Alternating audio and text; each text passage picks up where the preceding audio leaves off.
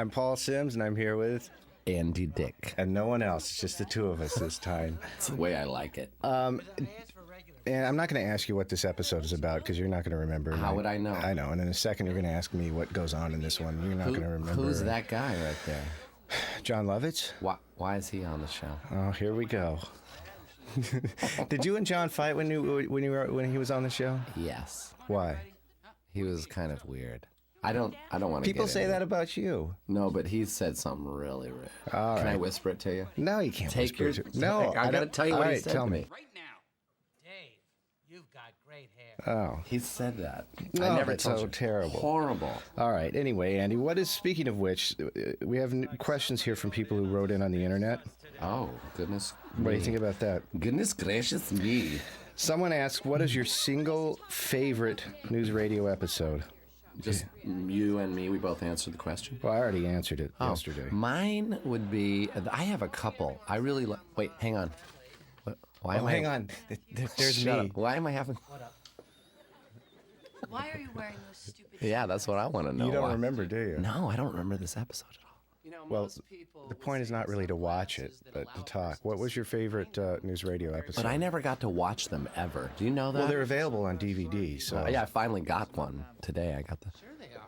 Why? Oh, wow, look I at think I can see I have a black eye, but why did I get a black eye? Oh, boy, that is bad.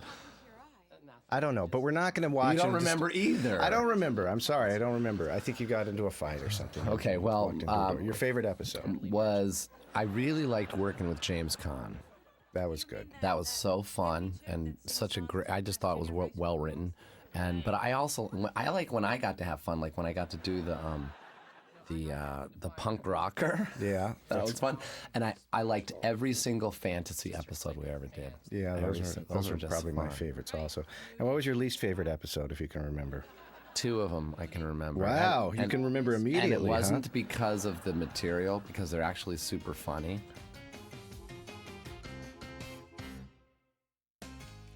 So you were saying your least favorite episodes, and you had two that came to mind immediately. And it has nothing to do with the episodes. It has to do with where I was at the time. And where were you at?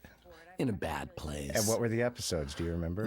Where I was a dentist, and I had to post-it all my lines on that on the dental light. I was just really in a bad place on every level, and I couldn't remember my lines, and I had to read them. I never remember you having trouble with your lines, really. So that it was bad. I just was like brain dead. I was I can still.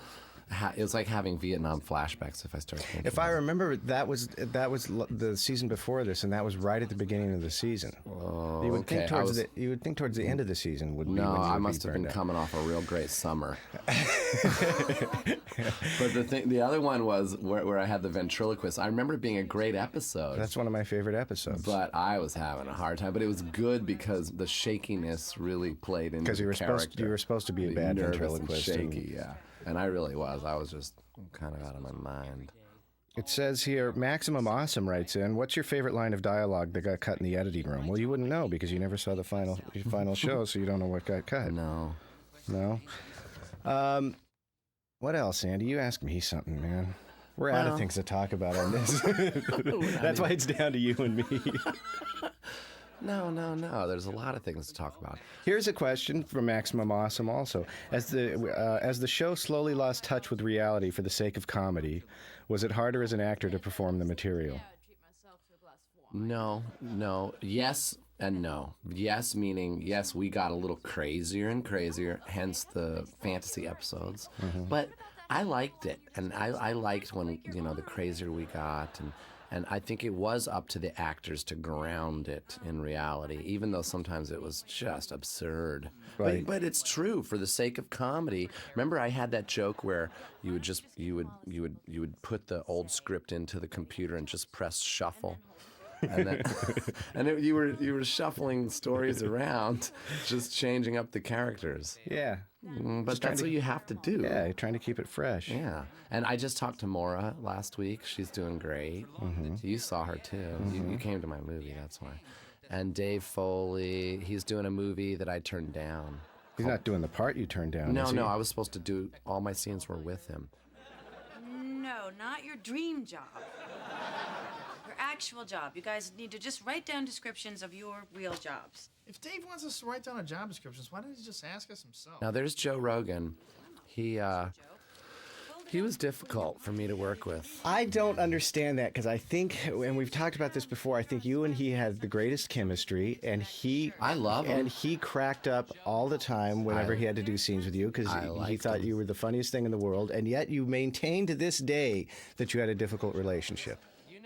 Yeah, we did. He was mean to me. He didn't like the fact that I smoked pot. We talked about that, and he would get on my case in front of people, and I didn't want everyone knowing I was never smoking pot on the set, unless it was after the show. And That's not quite true. I mean, not on the never set, but there were times that you were high when we were trying to maybe get during things a done. rehearsal or something. No, there were times when we were doing the show and you were that No, way. never.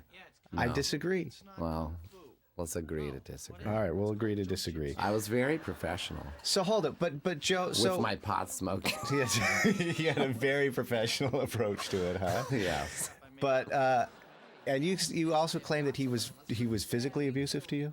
Yeah, he like got physical. I'm sorry, I just don't.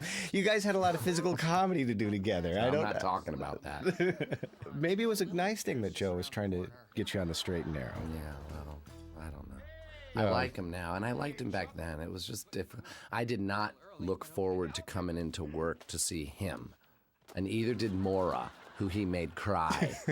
One time, that's true. Well, whatever. All it takes is one time. You hate women.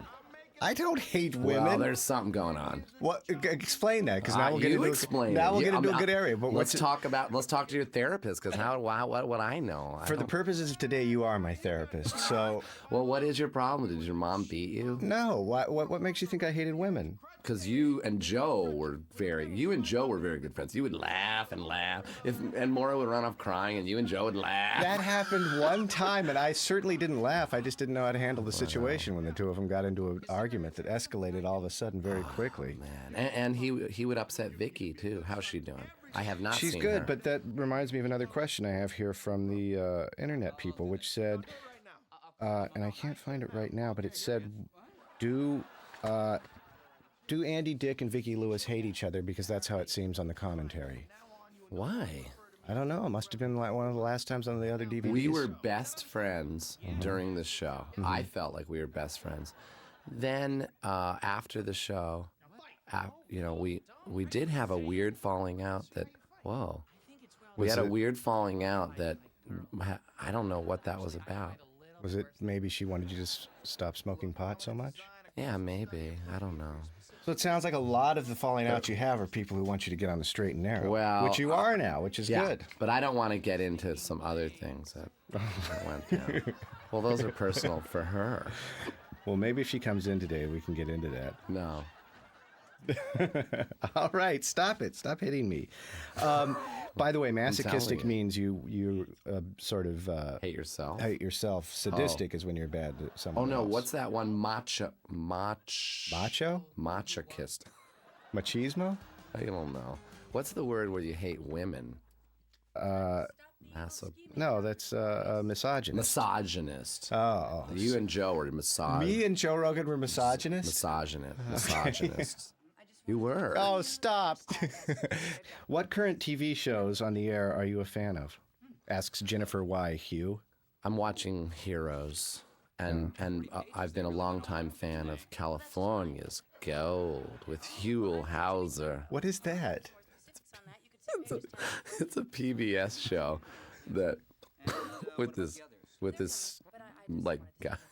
It's this great show with Huell Hauser, and he goes around California and finds these little bits of gold, like not actual gold, but fun little things and facts. Like he'll go to the monasteries, or he'll go to Catalina Island, or he'll go to Catalina Island, but then be fascinated by another littler island off it. Like it's really, and he's weird. He'll interrupt.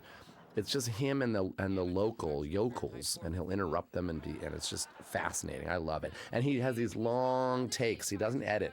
It's just a 20-minute take where it's kind of boring and meditative.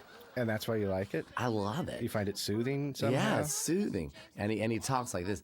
And that's another example of California's gold. It sounds like he's a little bit like you, maybe. I don't know. Maybe I you should do a love show him. like that. I love him. I am. I'm going to New Zealand this winter. Really? To do a travel show. Oh, that'll Just be me. fun. Just you me. and- Because I said, you know what? I need a vacation. So then I found a producer in New Zealand who's willing to fly me out first class and pay me to do a travel show. So I'm getting a paid vacation, and I'm going to get a show under my belt. Every day, not just one day. Got it? Get it? Good. Bet hop in there. We got lots more holiday to destroy. Oh, actually, I need to talk to Dave for just a second. Oh, okie dokie. Lisa said that you wanted me to write up my job description. Yeah, that's right, Beth. I did. Okay. Well, this is it. This is the entire job description. Yeah, I make a pot of coffee every morning. Oh, come on, Beth. There has to be more to it than that. Oh, yeah. Sometimes in the middle of the afternoon, I make a second pot.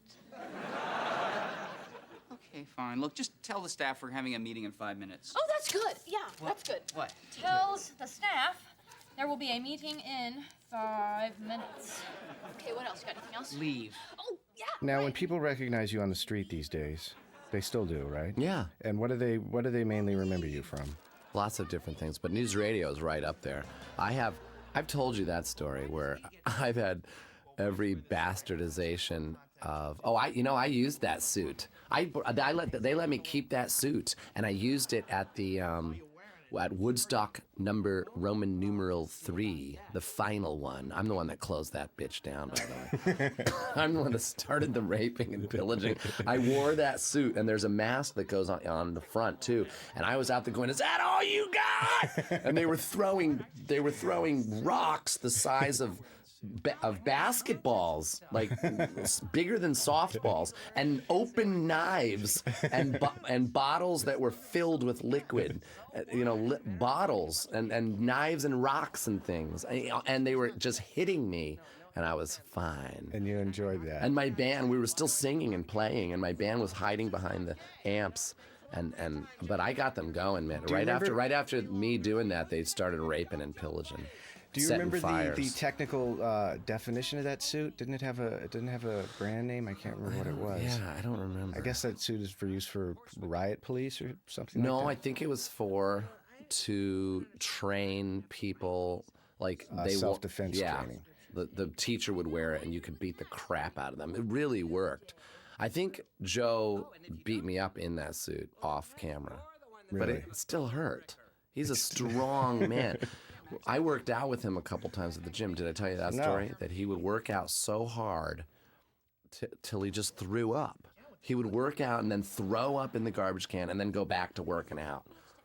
That's dedication. It's total and he doesn't take steroids or anything. And Oh, he doesn't. I'm saying I know, he doesn't. no, I know He's he just doesn't. hard as a rock naturally. It's weird. But wait, what were we? I was saying something. Once on an airplane, somebody said, "Hey, because I've had talk radio. I hear talk radio a lot, or People getting the name wrong. right. Yeah. Whoa. But one time I was on an airplane and somebody said, "Oh, I really loved you in newspaper." That's just newspaper. That is funny. That was the best one of all. Wait, what am I doing? Oh, you're wearing your big funny suit. I say I'm invincible. that's how I. See, but you could do that without the suit. Yeah, well, it was much better to do it with the suit. Oh, really? Yeah, I hurt myself a lot on this. Doing Show. stunts and stuff. You hurt your ankle, you were saying? I sprained it. How'd you sprain your ankle? A Do you lot of remember? it was my shins and my ankles because I'd be tripping a lot. Mm-hmm. I think I cracked a rib. You didn't crack a rib. Well, I cracked one recently. Well, that had nothing to do with the show. That just made me think. Yeah, you could have cracked a rib at NewsRadio, but you didn't. Yeah, maybe I didn't.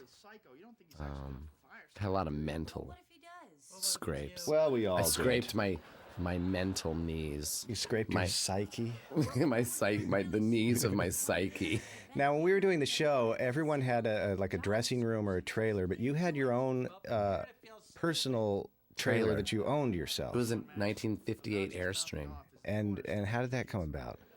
Well, I was in a trailer already, and I think they asked me if I wanted a dressing room. I said no, I like the trailer, and it was they just rented some trailer from the early '80s. It was crappy, and I said, well, I own a trailer, a 1958 beautiful silver bullet Airstream. And that was my question: is why did you own a trailer? I don't remember. And I said, why don't you? I had 3 of them at one point, and I said, why don't you rent it from me? So basically, they rented my trailer, and then it paid for all 3 of my trailers in the end. Did I you understand. know that? I did know that. But going back to how did you end up owning Smart. three Airstream trailers? I just loved them. I collected weird things. What else did you collect? Beer cans. Did you know that? No, I didn't know that. I had 400 beautiful, pristine beer cans. Were they all the same brand or different ones? No, all kinds. I thought it might have been 400 Budweiser cans. No, when I drink out of bottles. So you collected beer cans, Airstream trailers. Bells. What kind of bells? Just bells that go ding-a-ling-ling. But that was when I was little. I think I still have them. I had a box collection I still have. A collection of boxes? Just small boxes. I collect coins. You know, I just have them. I don't do that anymore. I just have them stored away.